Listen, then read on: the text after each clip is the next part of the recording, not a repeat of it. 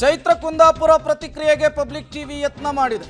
ಯಾವುದೇ ಪ್ರತಿಕ್ರಿಯೆ ಕೊಡದ ಚೈತ್ರ ಕುಂದಾಪುರ ವಿಚಾರಣೆಯನ್ನು ಮುಗಿಸಿ ಮತ್ತೆ ಬಿಗ್ ಬಾಸ್ ಮನೆಗೆ ಹೊರಟರ ಚೈತ್ರ. ಈ ಹಿಂದೆ ಬಿಗ್ ಬಾಸ್ ಮನೆಯಲ್ಲಿಯೇ ಅರೆಸ್ಟ್ ಆಗಿದ್ರು ವರ್ತೂರು ಸಂತೋಷ್ ಹುಲಿ ಉಗುರಿನ ಕೇಸ್ನಲ್ಲಿ. ಜೈಲಿನಿಂದ ಬಿಡುಗಡೆಯ ಬಳಿಕ ಮತ್ತೆ ಬಿಗ್ ಬಾಸ್ ಮನೆಗೆ ಹೋಗಿದ್ರು ವರ್ತೂರ್. ಅವಾಗಲೇ ಅವರು ಕೂಡ ಇದೇ ರೀತಿ ರಿಯಾಕ್ಟ್ ಮಾಡಿದ್ರು, ಯಾವುದೇ ರೀತಿಯ ಹೇಳಿಕೆ ಕೊಟ್ಟಿರಲಿಲ್ಲ. ಇದೀಗ ವಾರೆಂಟ್ ಜಾರಿಯಾದ ಹಿನ್ನೆಲೆಯಲ್ಲಿ ಚೈತ್ರ ಕೂಡ ಕೋರ್ಟ್ಗೆ ಹಾಜರಾಗಿದ್ರು. ಬಿಗ್ ಬಾಸ್ ಮನೆಯ ಸ್ಪರ್ಧಿಯಾಗಿ ಕಾರಣಾಂತರಗಳಿಂದ ಹೊರಬಂದಂತಹ ಸಂದರ್ಭದಲ್ಲಿ ಯಾವುದೇ ಪ್ರತಿಕ್ರಿಯೆಗಳನ್ನು ಕೊಡಬಾರ್ದು ಅನ್ನುವಂತಹ ಮೂಲ ನಿಯಮ ಇರುತ್ತೆ. ಅದೇ ನಿಟ್ಟಿನಲ್ಲಿಯೇ ಈಗ ಮತ್ತೆ ವಾಪಸ್ ಆದಂತೆ ಕಾಣಿಸ್ತಾ ಇದೆ ಚೈತ್ರ. ಮತ್ತಷ್ಟು ಡೀಟೇಲ್ಸ್ ಅನ್ನು ಕೊಡ್ತಾರೆ ನಮ್ಮ ಪ್ರತಿನಿಧಿ ನರಸಿಂಹಮೂರ್ತಿ, ನೇರ ಸಂಪರ್ಕದಲ್ಲಿ ಜಾಯಿನ್ ಆಗಿದ್ದಾರೆ. ನರಸಿಂಹಮೂರ್ತಿ, ಮಾತಿನ ಮೂಲಕ ಬಿಗ್ ಬಾಸ್ ಮನೆಗೆ ಎಂಟ್ರಿ ಕೊಟ್ಟಂತಹ ಚೈತ್ರ ಕುಂದಾಪುರ ಅವರು ಇವತ್ತು ಕೋರ್ಟ್ನ ಆವರಣದಲ್ಲಿ ಪ್ರತ್ಯಕ್ಷರಾಗಿದ್ರು. ಈಗ ಮತ್ತೆ ಕೋರ್ಟ್ ಅವರಿಗೆ 13ನೇ ತಾರೀಕು ಬರ್ಲಿಕ್ಕೆ ಹೇಳಿರೋದ್ರಿಂದ ಬಿಗ್ ಬಾಸ್ ಮನೆಗೆ ವಾಪಸ್ ಆಗ್ತಾರಾ ಅಥವಾ ಹೇಗೆ, ಏನೆಲ್ಲ ಬೆಳವಣಿಗೆಗಳಾಯ್ತು ಈ ವಿಚಾರಕ್ಕೆ ಅಂತ ಹೇಳಿ ನರಸಿಂಹಮೂರ್ತಿ? ಪ್ರೇಮ್, ಬಿಗ್ ಬಾಸ್ ಮನೆಯಲ್ಲಿದ್ದಂತಹ ಚೈತ್ರ ಕುಂದಾಪುರ ಇವತ್ತು ಕೋರ್ಟ್ನ ಕಟಕಟೆಯಲ್ಲಿ ನಿಂತಿದ್ರು. ಕಾರಣ, ಈ ಹಿಂದೆ ಅವರ ಮೇಲೆ ದಾಖಲಾಗಿದ್ದಂತಹ ವಂಚನೆ ಪ್ರಕರಣ ಸಂಬಂಧ ಅವರಿಗೆ ಸಮನ್ಸ್ ಜಾರಿಯಾಗಿತ್ತು. ಹೀಗಾಗಿ ಇವತ್ತು ಕೋರ್ಟ್ಗೆ ಹಾಜರಾಗಿದ್ರು. ACMM 1ರ ನ್ಯಾಯಾಲಯದಲ್ಲಿ ಇವತ್ತು ಚೈತ್ರ ಕುಂದಾಪುರ, ಶ್ರೀಕಾಂತ್ ಸೇರಿದಂತೆ ಇತರ ಆರೋಪಿಗಳು ಹಾಜರಾಗಿದ್ರು.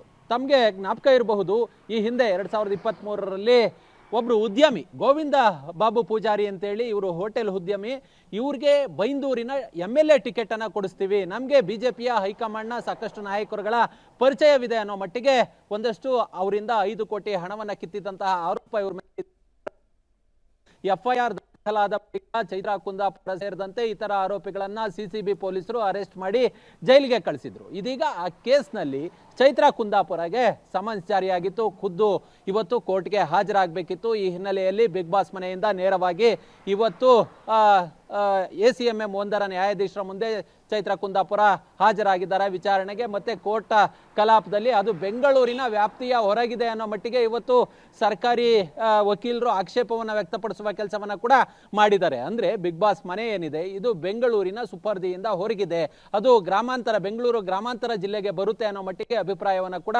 ಪಟ್ಟಿದ್ದಾರೆ. ಮುಂದಿನ ವಿಚಾರಣೆಯನ್ನ 13ನೇ ತಾರೀಕು 1ನೇ ತಿಂಗಳು 2025ಕ್ಕೆ ಮುಂದೂಡುವ ಮುಖಾಂತರ ನ್ಯಾಯಾಧೀಶರು ಇವತ್ತಿನ ಅಪಿಯರೆನ್ಸ್ ಅಂದ್ರೆ ಅವರು ಖುದ್ದಾಗಿ ಹಾಜರಾಗಿರೋದ್ರಿಂದ ನೆಕ್ಸ್ಟ್ ವಿಚಾರಣೆಯನ್ನ ಮುಂದಿನ ತಿಂಗಳು 13ಕ್ಕೆ ಮುಂದೂಡುವ ಕೆಲಸವನ್ನ ಮಾಡಿದ್ದಾರೆ. ಪ್ರೇಮ್, ಈ ಹಿಂದೆ ಅಂದ್ರೆ ಕಳೆದ ಆವೃತ್ತಿಯ ಬಿಗ್ ಬಾಸ್ ಸಂದರ್ಭದಲ್ಲಿ ವರ್ತೂರು ಸಂತೋಷ್ ಏನಿದ್ರು, ಇವರನ್ನ ಜೈಲಿನಿಂದಲೇ ಅರೆಸ್ಟ್ ಮಾಡುವ ಕೆಲಸವನ್ನ ಅಧಿಕಾರಿಗಳು ಮಾಡಿದ್ರು. ಕಾರಣ ಏನು ಅಂತ ಹೇಳಿದ್ರೆ, ಹುಲಿ ಉಗುರಿನ ಪೆಂಡೆಂಟ್ ಅನ್ನ ಧರಿಸಿದ್ದಾರೆ ಅನ್ನೋ ಒಂದು ಆರೋಪ ಅವ್ರ ಮೇಲಿತ್ತು.